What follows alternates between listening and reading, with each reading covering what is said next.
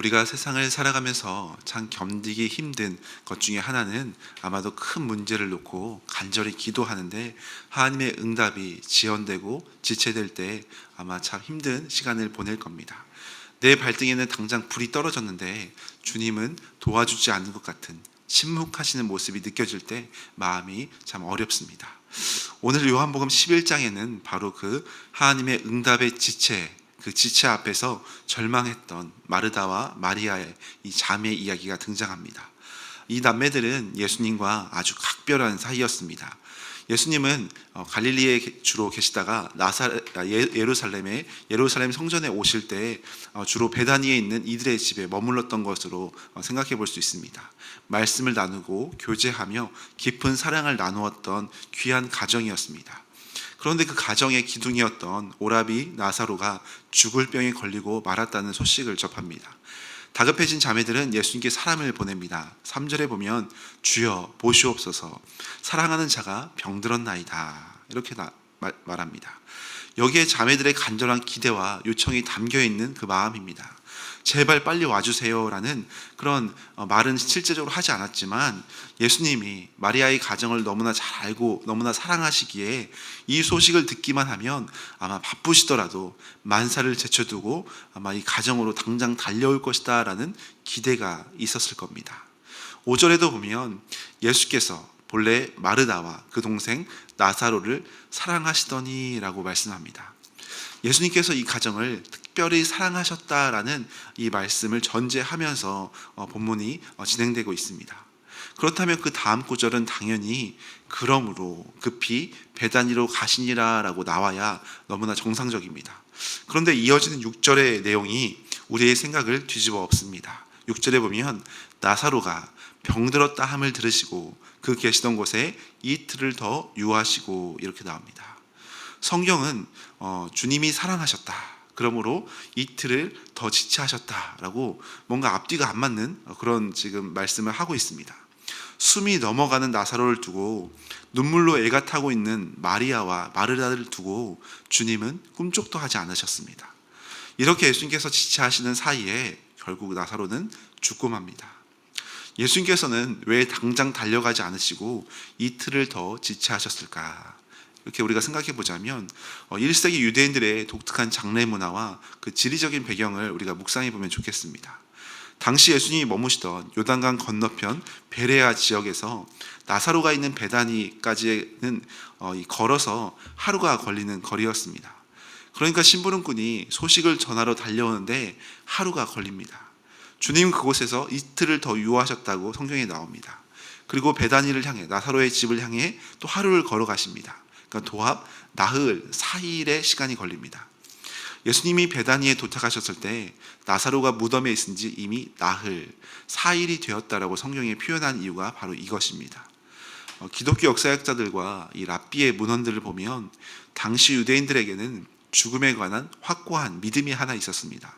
그것은 사람이 죽으면 그 영혼이 사흘, 그러니까 3일 동안은 시신 곁을 맴돈다는 생각이었습니다.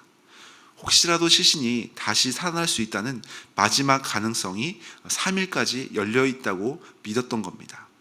그러나 죽은 지 나흘째가 되면 이야기는 완전히 달라집니다. 시신이 부패하기 시작하고 영혼도 미련 없이 떠나버려서 부활의 가능성이 완전하게 사라진 진짜 죽음이 온다고 믿었습니다. 예수님이 의도적으로 이틀을 지체하신 이유가 바로 여기에 있습니다. 주님은 사람들의 생각 속에 남아있는 그 1%의 희망마저 완전히 끊어지는 그 절망의 나흘째를 기다리십니다. 만약 예수님이 일찍 도착해서 숨이 넘어가려고 하는 그 나사로를 살리셨거나 죽은 지 하루 이틀 만에 살리셨다면 사람들은 아마도 예수님이 능력이 아니라 나사로가 아마도 기절했다가 운 좋게 깨어났다라고 예수님의 능력이 아니라고 폄하했을 겁니다. 이처럼 사람의 가능성이 0%가 되는 그 절망의 밑바닥 그곳에서 바로 하나님의 영광이 100% 빛나는 그 은혜의 자리가 펼쳐지고 있는 겁니다. 주님은 누구도 부인할 수 없는 온전한 부활의 이 영광, 이 은혜의 영광을 나타내시기 위해 완전한 순간을 기다리셨다가 일하셨습니다. 이것이 바로 신앙의 여정에서 만나는 우리가 다 이해할 수 없는 하나님의 지체하심입니다.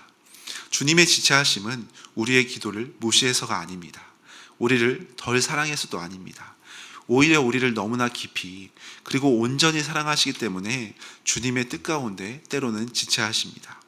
당장 눈에 보이는 일시적인 문제 해결보다 영원하고 완전한 영광과 은혜를 주시기 위해 때로 주님께서는 우리에게 기다림의 시간, 눈물의 시간을 허용하실 때가 있다는 겁니다. 나사로가 죽을 병이 걸렸다는 다급한 소식을 듣고 예수님은 4절에 이렇게 말씀하셨습니다. 이 병은 죽을 병이 아니라 하나님의 영광을 위함이요 하나님의 아들이 이로 말미암아 영광을 받게 하려 함이라. 우리의 시선은 항상 눈앞에 닥친 그 문제에 머무르기 쉽습니다. 육체의 질병이나 이 사업의 어려움이나 자녀의 문제나 깨어진 우리의 여러 가지 어려움 가운데 우리는 그 문제 자체에 매몰되고 다 끝났다고 절망할 때가 참 많습니다. 하지만 선한 목자이신 주님의 시선은 우리와 다르고 오직 그 너머에 있는 영광을 바라보게 하십니다. 우리가 겪는 어려움은 우리를 어렵게 하고 우리를 절망시키려는 것이 아니라 하나님의 살아계심과 능력이 우리 삶에 선명하게 드러나게 하시려는 영광의 과정임을 우리에게 말씀을 통해 가르쳐 주십니다. 주님은 우리의 연약함을 다 알고 계십니다. 응답이 늦어져서 애가 타는 우리의 정말 답답한 마음을 누구보다 더 잘 아십니다. 그럼에도 불구하고 우리에게 때로 기다리게 하실 때는 분명히 그 눈물을 거두고도 남을 만큼 영광과 은혜를 준비하고 계시기 때문입니다. 그래서 로마서 8장 18절에도 생각하건대 현재의 고난은 장차 우리에게 나타날 영광과 비교할 수 없도다라고 말씀하고 있습니다. 또한 7절에 보면 이틀이 지나고 예수님께서 유대로 다시 가자고 말씀하십니다. 제 아들이 기겁하면서 말립니다. 얼마 전에도 유대인들이 예수님을 돌로 치려 했기 때문입니다. 죽음의 위협이 도사리는 그곳으로 왜 굳이 자기 발로 걸어 들어가냐고 사람들이 말립니다. 그때 주님께서 9절에 낮이 12시간이 아니냐, 사람이 낮에 다니면 이 세상의 빛을 보므로 실족하지 아니하고 라고 말씀합니다. 제 아들은 핍박하는 유대인들을 보며 주변 상황과 환경을 보며 두려워했습니다. 하지만 예수님은 눈에 보이는 상황이 아니라 더 깊고 더욱 넓은 하나님 아버지의 깊으신 풍성하신 뜻을 바라보셨습니다. 그래서 하나님 아버지가 일하시는 그 시간이 바로 낮 시간임을 제 아들에게 가르쳐주기 원하셨습니다. 주님의 뜻 안에서 걸어가는 길이라면 사방에 돌이 날아드는 유대 땅 한복판이라도 결코 실족하지 않는 가장 안전한 길임을 우리에게 가르쳐 주셨습니다. 이처럼 우리가 두려워할 것은 세상이 위협이 아님을, 빛 대신 주님의 곁을 떠나서 내 생각대로 어둠 속을 헤매는 것이 가장 두려워해야 할 것임을 우리에게 말씀해 줍니다. 환경이 아무리 어둡고 깜깜해도 주님과 함께 걷는 그곳이 바로 대낮처럼 환하고 안전한 은혜의 자리임을 말씀합니다. 고난과 기다림의 시간을 자수에 자주 비유하고 합니다. 자수. 우리가 자수를 뒤집어 보면 뒷면을 보면 어떤가요? 실이 이리저리 뒤엉켜 있습니다. 색깔도 뒤죽박죽입니다. 매듭도 지저분합니다. 도무지 무슨 그림인지 뒷면을 보면 알아보기 어렵습니다. 우리가 이 땅에서 보는 우리 인생의 모습이 바로 이 자수의 뒷면과도 같다고 비유할 수 있습니다. 고난이 찾아오고 응답이 지체될 때 우리는 엉망으로 꼬여버린 것 같은 이 실타래를 보면서 한숨을 내쉽니다. 하나님, 왜 내 인생은 이렇게 꼬여만 있습니까? 왜 아름답게 펼쳐주지 않으십니까? 라고 할 수도 있습니다. 하지만 주님은 지금 자수의 앞면을 보시며 우리를 인도하십니다. 엉킨 실들을 사용해서 가장 아름답고 영광스러운 작품을 수놓고 계시는 그 중입니다. 때가 되면 주님은 그 자수를 뒤집어서 우리에게 앞면을 보여주실 겁니다.